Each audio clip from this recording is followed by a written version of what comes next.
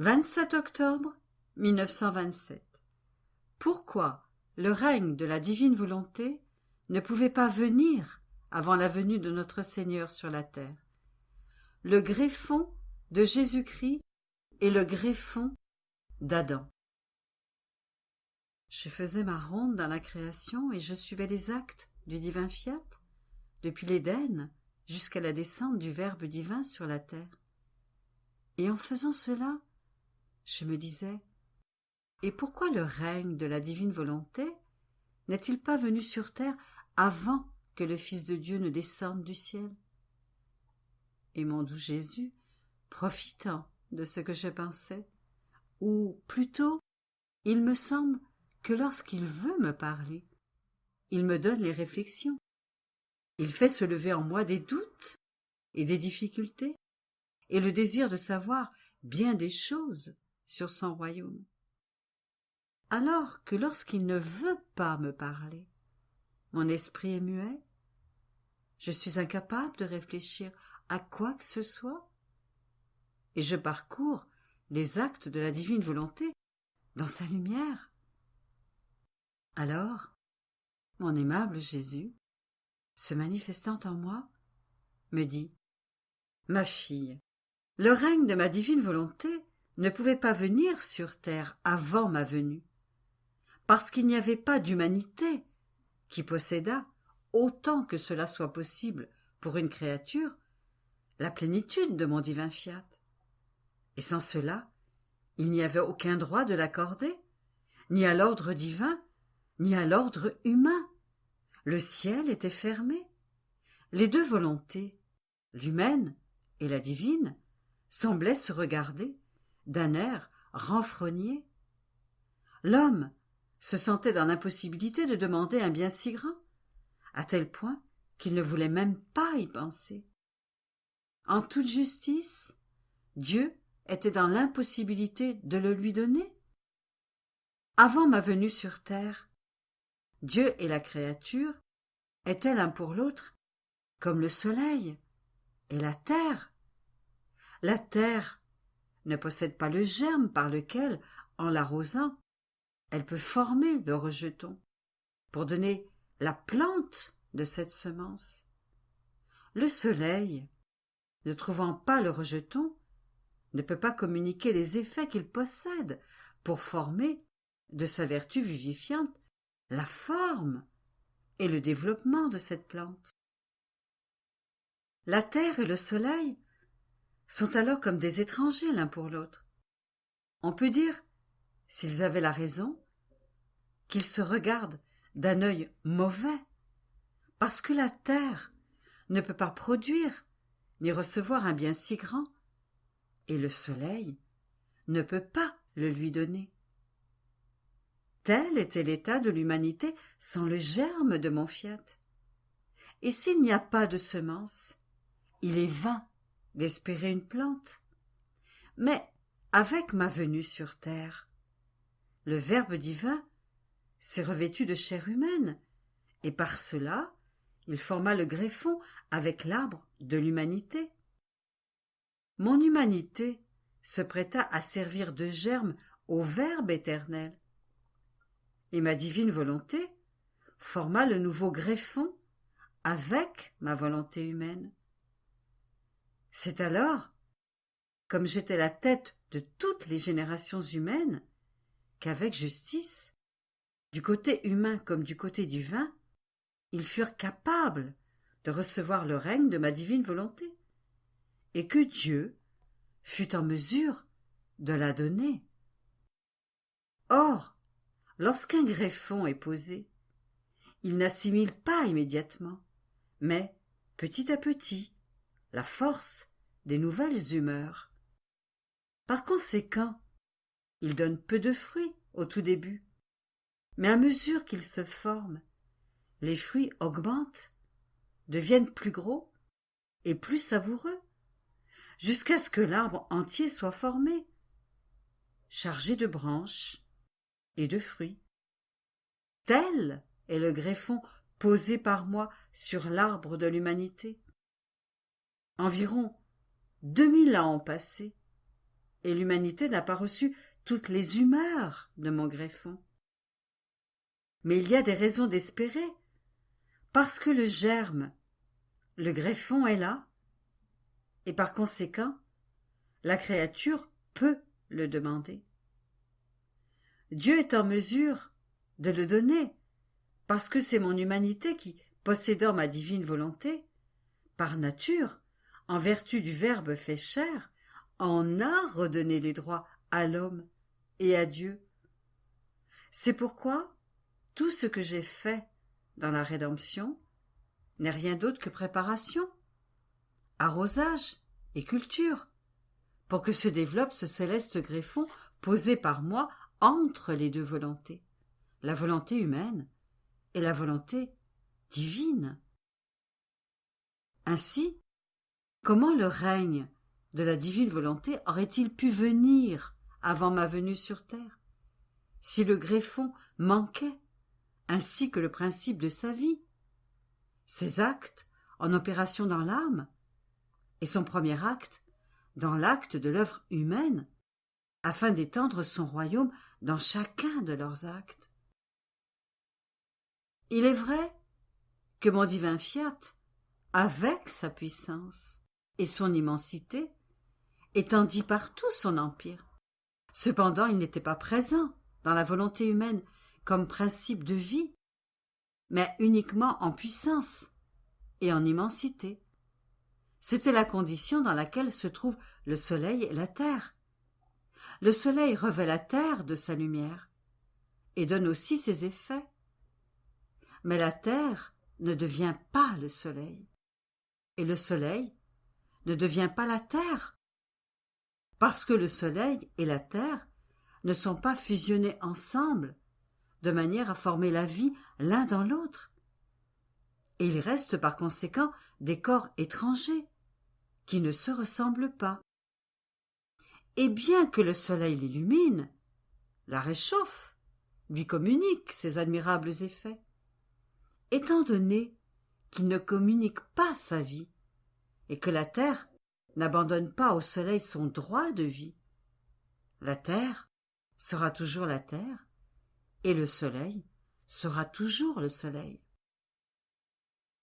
Tel est l'état où se trouvait et se trouve encore ma divine volonté.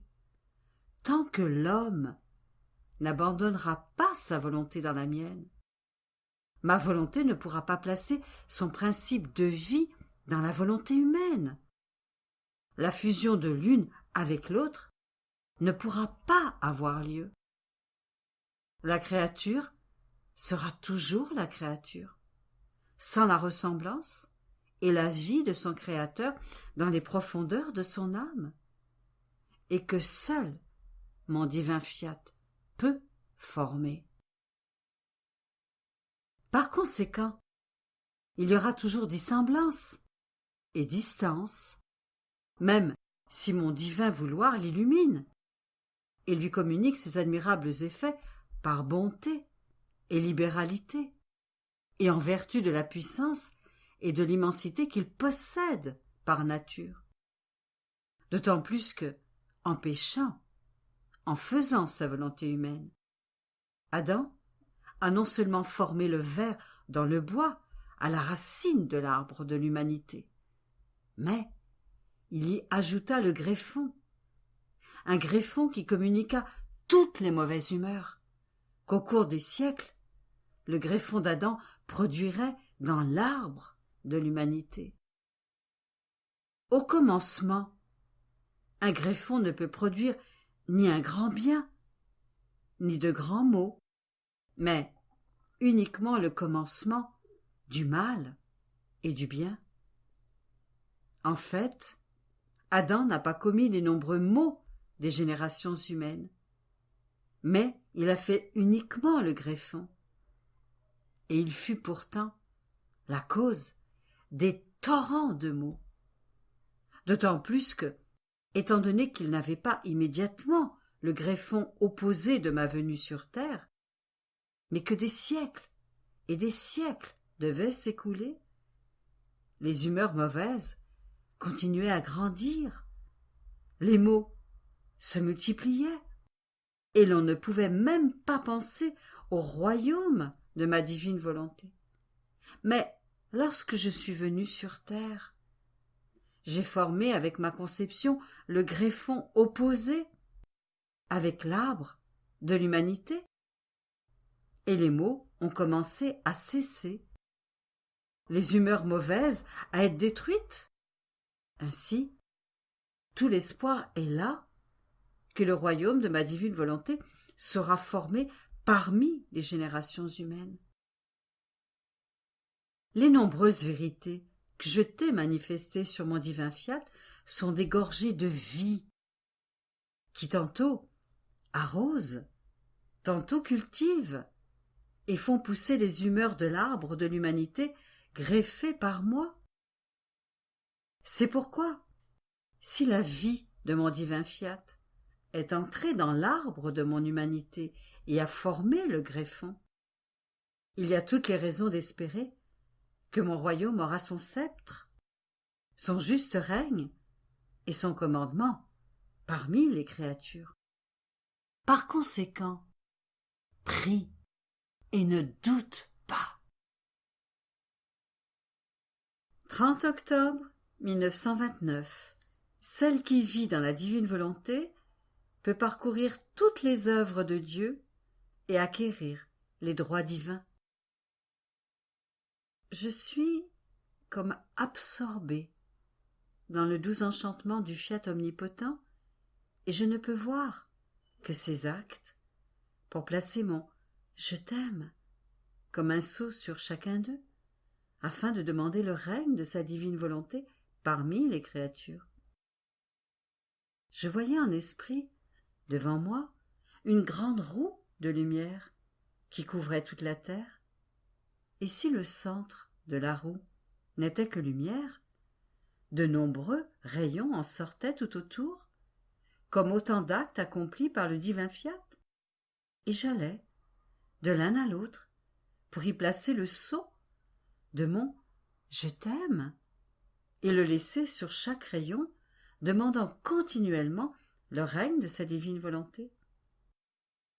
Je faisais cela lorsque mon toujours aimable Jésus, se manifestant hors de moi, me dit « Ma fille, pour celle qui vit dans ma divine volonté et forme ses actes en elle, ces actes restent l'œuvre de la créature, engageant Dieu à lui donner les droits d'un royaume si saint, et par conséquent les droits de le faire connaître et de le faire régner sur la terre. En fait, l'âme qui vit dans mon fiat acquiert de nouveau tous les actes de mon fiat accomplis pour l'amour des créatures. Dieu la rend victorieuse, non seulement de sa volonté, mais de toute la création. Il n'est pas un acte de ma création où la créature ne place pas son acte, ne serait-ce qu'un « je t'aime », un « je t'adore », etc. Ainsi, ayant placé quelque chose d'elle-même, tout demeure lié. Et mon fiat se sent heureux d'avoir finalement trouvé la créature à qui il peut donner ce qu'avec tant d'amour il voulait donner depuis le tout début de la création de tout l'univers. Par conséquent, en vivant dans ma divine volonté, la créature entre dans l'ordre divin, devient propriétaire de ses œuvres, et, en droit, elle peut donner et demander pour les autres ce qui lui appartient. Et comme elle vit dans ma divine volonté, ses droits sont divins, non pas humains. Chacun de ses actes est un appel qu'elle lance à son Créateur. Et avec son très divin empire, elle lui dit « Donnez-moi le royaume de votre divine volonté, pour que je puisse le donner aux créatures, afin qu'ils puissent régner parmi elles, et que toutes puissent vous aimer d'un amour divin, et être toutes réordonnées en vous. Or, tu dois savoir que chaque fois que tu fais ta ronde dans ma volonté, pour y placer quelque chose de toi, c'est un droit divin de plus que tu acquiers pour demander un royaume si saint. C'est pourquoi, lorsque tu fais ta ronde, toutes les œuvres de la création se présentent devant toi, et toutes celles de la rédemption t'entourent, dans l'attente de recevoir, chacune à son tour, ton acte, pour te donner la récompense de l'acte de nos œuvres. Et tu continues à les suivre, les unes après les autres, pour les reconnaître, les embrasser, placer ton petit « je t'aime » et ton baiser d'amour pour te les acquérir.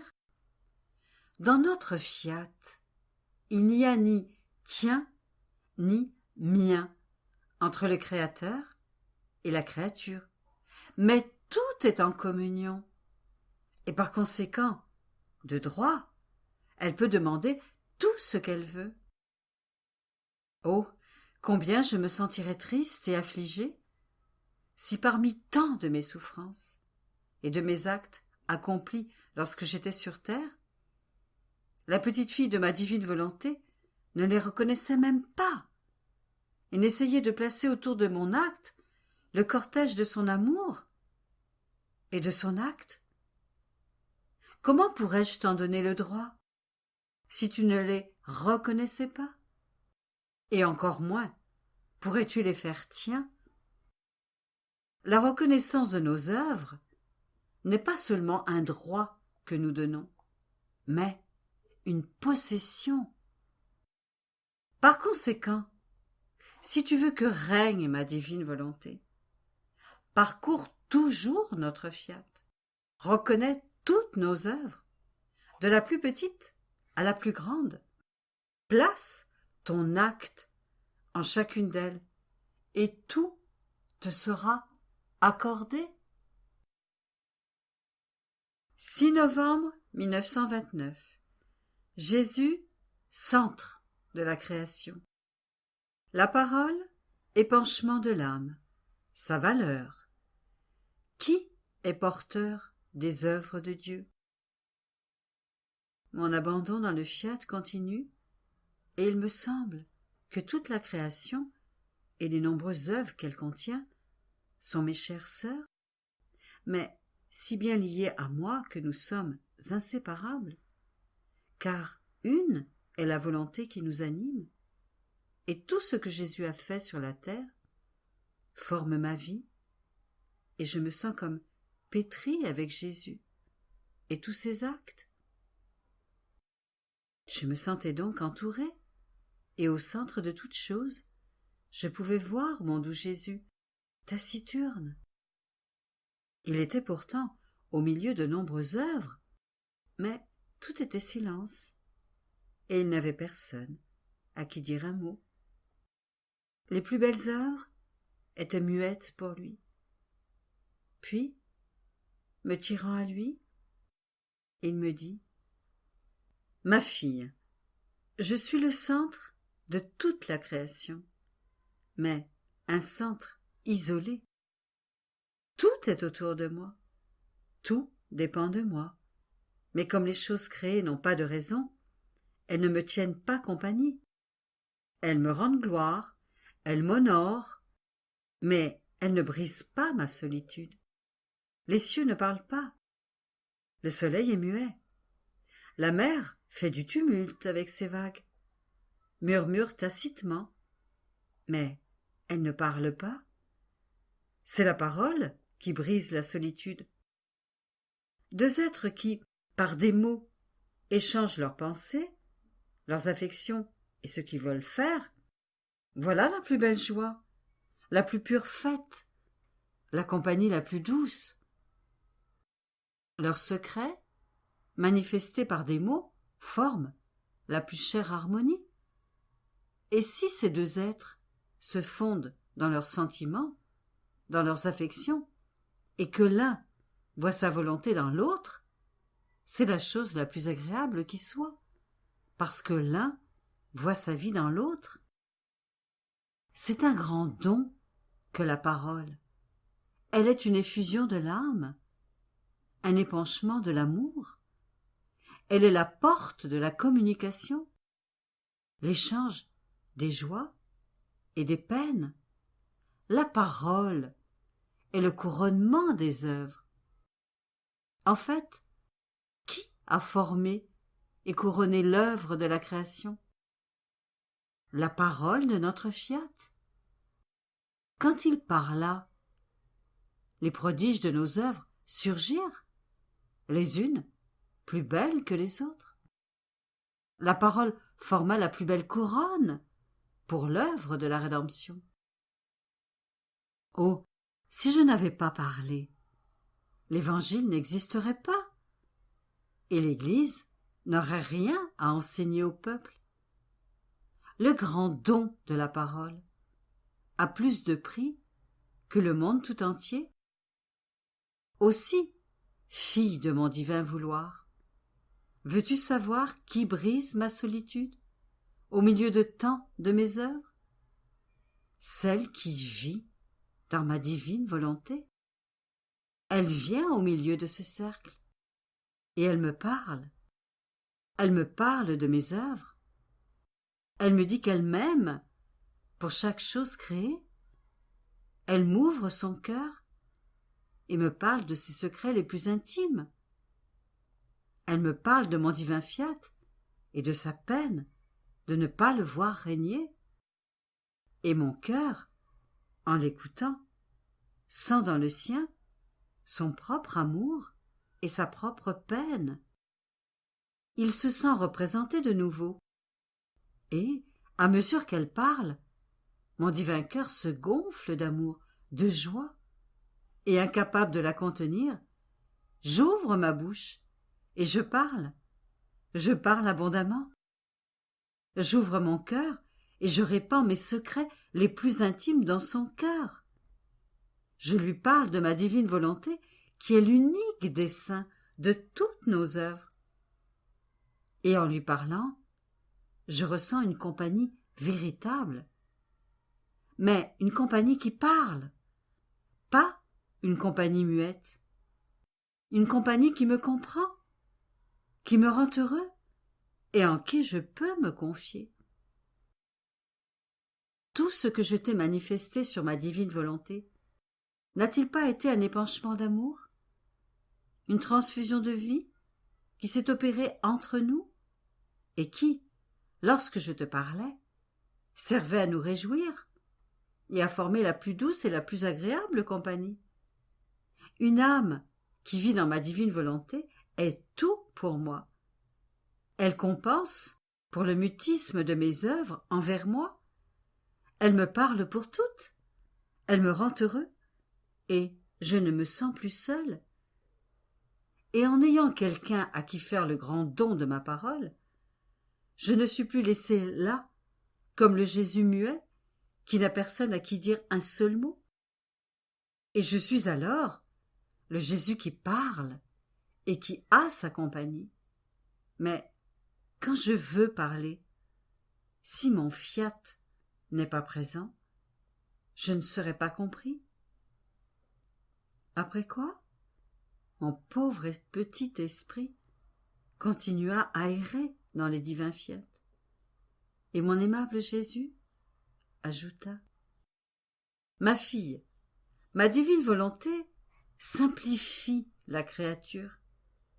Elle la vide de tant de choses qui n'appartiennent pas à ma volonté, qu'il ne reste de l'être humain qu'un complexe de simplicité. Simples sont le regard, la parole, les manières, les pas. On peut voir en elle, comme dans un miroir, la marque de la divine simplicité.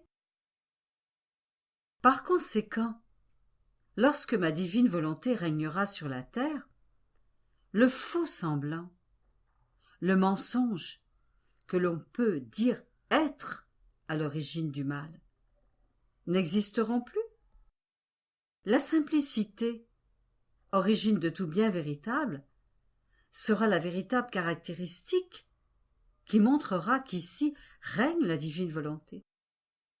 Or, tu dois savoir que notre amour pour celle qui se laisse dominer par notre divin Fiat est si grand que tout ce que nous voulons que la créature fasse soit d'abord formé en Dieu lui-même et passe ensuite en elle.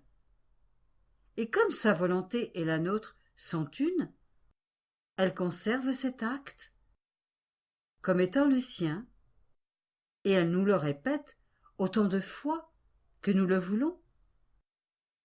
Celle qui vit dans notre divin vouloir est ainsi porteuse de nos œuvres qu'elle copie et répète continuellement. Avec cet œil de lumière qu'elle possède, don de notre divin vouloir, elle fixe son regard sur son Créateur pour voir ce qu'il fait, afin de pouvoir l'absorber en elle, pour lui dire « Je ne veux rien faire d'autre que ce que fait votre adorable Majesté. » Et nous nous sentons doublement heureux. Non que nous ne soyons pas heureux sans la créature, car en nous, le bonheur est notre nature, mais parce que nous voyons la créature heureuse, et qui, en vertu de notre volonté, se rapproche de notre ressemblance, aime avec notre amour, et nous glorifie avec nos œuvres. Nous sentons que la puissance créatrice de notre fiat nous reproduit et forme notre vie et nos œuvres dans la créature. 10 novembre 1929. Seuls les petits entrent pour vivre dans la divine volonté. Exemple du petit garçon. Différence entre la création de l'univers et celle de l'homme. Le divin fiat m'absorbe complètement dans sa lumière. Et pour me donner son acte premier de vie, cette lumière palpite dans mon cœur et me fait sentir la palpitation de sa lumière, de sa sainteté, de sa beauté et de sa puissance créatrice. Et ma petite âme me semble être une éponge, tout imprégnée de ces divins battements, incapable de tout contenir à cause de ma petitesse, et se sentant brûlée par les rayons ardents du soleil du divin fiat, elle répète de façon spasmodique « Fiat, fiat, ayez pitié de ma petitesse. Je ne peux plus contenir votre lumière. Je suis trop petite. Alors vous-même, formez le vide, rendez-moi plus grande, pour que je puisse contenir plus de lumière, que je ne sois plus étouffée par cette lumière, qu'il ne m'ait pas donné de pouvoir embrasser complètement, afin que je puisse la contenir dans ma petite âme. Mais je pensais cela, lorsque mon doux Jésus me dit « Ma petite fille, courage, il est vrai que tu es trop petite, mais tu dois savoir que dans mon divin fiat, ce sont uniquement les petits qui entrent vivre dans sa lumière. Et pour chaque acte que font ces petits dans ma divine volonté, ils étouffent le leur, accordant ainsi une douce mort à la volonté humaine, parce que dans la mienne, il n'y a ni place, ni endroit où la laisser opérer. Le vouloir humain n'a ni raison ni droit. Il perd sa valeur devant une raison et un droit d'une divine volonté. Ce qui se passe entre la divine volonté et la volonté humaine est comparable à un petit garçon qui, tout seul, semble capable de dire et de faire quelque chose. Mais, placé devant quelqu'un qui possède toutes les sciences et tous les arts, le pauvre petit perd sa valeur, reste muet et incapable de faire quoi que ce soit, et il demeure fasciné et enchanté par l'aimable discours et l'habileté du savant. Ma fille, voilà ce qui arrive. Le petit, sans le grand, a l'impression qu'il peut faire quelque chose, mais devant le grand, il se sent plus petit qu'il ne l'est. Plus encore, devant la hauteur et l'immensité de ma divine volonté. Or, tu dois savoir que chaque fois que l'âme opère dans ma divine volonté, elle se vide de la sienne et forme autant de portes par où la mienne peut entrer. C'est comme une maison qui posséderait un soleil intérieur. Plus elle a de portes, plus les rayons peuvent sortir par ces portes. Ou comme une pièce de métal avec des trous qui seraient placés devant le soleil. Plus elle a de trous, et plus chaque petit trou est rempli de lumière et possède le rayon de lumière. Telle est l'âme. Plus elle accomplit d'actes dans ma divine volonté, plus elle lui donne d'entrée, au point de devenir tout irradié par la lumière de mon divin fiat. Après quoi, je poursuivais ma ronde dans la création, pour suivre en elle les actes du fiat suprême. Et mon doux Jésus ajouta: Ma fille, il y a une grande différence entre la création de tout l'univers et la création de l'homme. Dans la première, il y eut notre acte de création et de préservation, et après que tout eut été ordonné et harmonisé, nous n'avons rien ajouté qui fût nouveau. Par contre, dans la création de l'homme, il n'y eut pas seulement l'acte de création et de préservation, mais l'acte actif lui fut ajouté, et d'une activité toujours nouvelle. Et cela parce que l'homme a été créé à notre image et à notre ressemblance. Et comme l'être suprême est un acte nouveau continuel, l'homme devait posséder lui aussi l'acte nouveau de son Créateur, qui devait lui ressembler d'une certaine manière. Par conséquent, notre acte actif de nouveauté continuelle était à l'intérieur et à l'extérieur de lui. Et en vertu de cela, notre acte actif, l'homme peut être, et il est toujours nouveau dans ses pensées, nouveau dans ses paroles, nouveau dans ses œuvres. Combien de choses nouvelles ne sortent-elles pas de l'humanité? Et si l'homme ne produit pas son acte nouveau de manière continuelle, mais par intervalles, c'est parce qu'il ne se laisse pas dominer par ma divine volonté. Que la création de l'homme était belle. Il y avait notre acte créateur, notre acte de préservation et notre acte agissant. Nous avons infusé en lui, comme vie, notre divine volonté dans son acte, et créé notre amour, comme sang de son âme. C'est pourquoi nous l'aimons tant, car il est non seulement notre œuvre, comme le reste de la création, mais il possède de façon réelle une partie de notre vie. Nous sentons en lui la vie de notre amour. Comment ne pas l'aimer? Qui n'aime pas ses propres choses?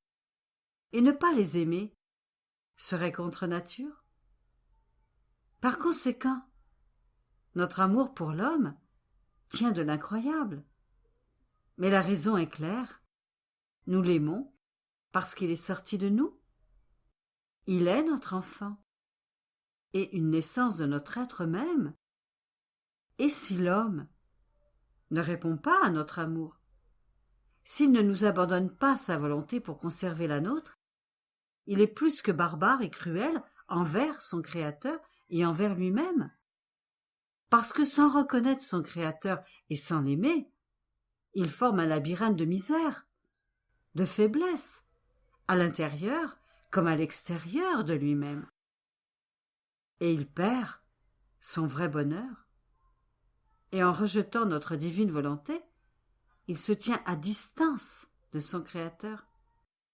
Il détruit le principe de sa création, consume le sang de notre amour dans son âme, pour laisser le poison de sa volonté humaine couler en elle. Par conséquent, jusqu'à ce que notre volonté soit reconnue et forme son royaume parmi les créatures. L'homme restera toujours un être désordonné et sans la ressemblance de celui qui l'a créé. 14 novembre 1929. Comment les droits de la création sont justes et saints. Exemple du soleil et comment celle qui vit dans la divine volonté est le vrai soleil. Je suis toujours dans le saint héritage du divin fiat. Plus je pénètre en lui, plus je suis porté à l'aimer. Plus je me déplace en lui, plus il se dévoile, plus il se fait connaître et me dit « Vis toujours dans le précieux héritage qui te fut donné avec tant d'amour. Il t'appartient, il sera toujours à toi, inséparable de toi, et jamais je ne permettrai que ma petite fille ne ressente pas la palpitation de ma lumière, l'haleine de mon souffle balsamique, la vie de ma divine volonté. Mais alors que mon petit esprit errait dans le divin vouloir, mon aimable Jésus, sortant de cette lumière du divin fiat, me dit « Ma fille, parce que le soleil possède la force de l'unité de sa lumière, don de son Créateur, sa lumière n'est pas sujette à la séparation, pas même à la dispersion d'une seule goutte de sa lumière. Par conséquent, en vertu de cette unité de lumière que possède le soleil, il n'est rien de ce qu'il touche ou revêt à quoi il ne donne ses précieux effets. Le soleil semble jouer avec la terre. Il donne son baiser de lumière à chaque créature, à chaque plante. Il embrasse toute chose de sa chaleur. Il semble souffler et communiquer les couleurs, la douceur, les saveurs. Et s'il accorde ses effets en abondance, il garde cependant jalousement pour lui la moindre goutte de toute cette lumière qu'il possède. Et pourquoi cela? Parce qu'il veut conserver les droits de sa création et ne rien disperser de ce que Dieu lui a donné. Oh, si le soleil dispersait sa lumière, il arriverait finalement que, peu à peu, le soleil ne serait plus soleil. Les premiers droits de la manière dont toutes choses furent créées, y compris l'homme, sont sacrés, justes et saints, et en toute justice, tous devraient s'en tenir au premier acte, tels qu'ils furent créés. Seul l'homme n'a pas été capable de conserver le grand honneur de la façon dont il fut créé par Dieu. Mais cela lui en a coûté énormément, et c'est pourquoi tous les maux lui sont tombés dessus. Or, ma fille, celle qui vit dans ma divine volonté, possède les droits de sa création, et par conséquent, mieux que le soleil, elle vit dans l'unité de son Créateur. Elle est la reproductrice des effets de l'unité divine. Dans cette unité, elle rassemble tout, embrasse tout, réchauffe tout, et avec le souffle de la divine volonté, elle produit dans le cœur des créatures tous les effets présents dans le royaume de grâce. Et mieux que le soleil, lorsqu'elle joue en touchant toute chose, par son toucher, elle donne la sainteté, la vertu, l'amour, la douceur divine. Elle voudrait tout enfermer dans l'unité de son Créateur. Mais si elle veut tout donner, jalouse, elle conserve pour elle les droits de sa création, c'est-à-dire la volonté de son Créateur comme son premier acte et l'origine de sa création. Et elle dit à tous, « Je ne peux pas descendre de l'intérieur du divin fiat, et je ne veux pas non plus en perdre une seule goutte, car je perdrai alors mes droits, et c'est une chose que je ne veux pas faire. C'est plutôt à vous de venir, et la volonté de tous sera une. Nous vivrons tous ainsi une vie commune. Mais tant que vous resterez en bas, au niveau de la volonté humaine, comme le soleil, je vous donnerai les effets de la divine volonté. Cependant, sa vie sera toujours mienne, et je prierai, en vous attendant, dans la volonté de notre Créateur. L'âme qui vit dans ma volonté est le vrai soleil, en qui apparemment on ne voit rien d'autre que de la lumière, et on ne sent rien d'autre que de la chaleur. Mais que de bien n'y a-t-il pas à l'intérieur en plus de la lumière et de la chaleur? Combien d'effets! La vie et les biens de la terre sont contenus dans la lumière et la chaleur. De la même manière, avec celle qui vit dans mon divin fiat, on ne voit en apparence qu'une créature, mais à l'intérieur se trouve une divine volonté qui soutient tout, le ciel et la terre, et qui ne veut pas laisser inactive celle qui possède un si grand bien.